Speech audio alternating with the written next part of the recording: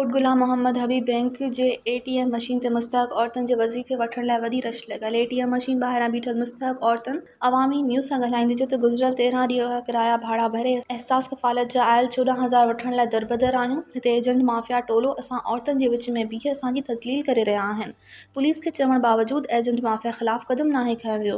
असां औरतुनि खे धिका ॾेई तज़लील जो निशानो बणायो पियो वञे। अक़लियती औरतुनि चयो त असांखे एजेंट माफ़िया फिंगरप्रिंट वठी पैसा ॾियण खां साफ़ इनकार कयो वञे थो।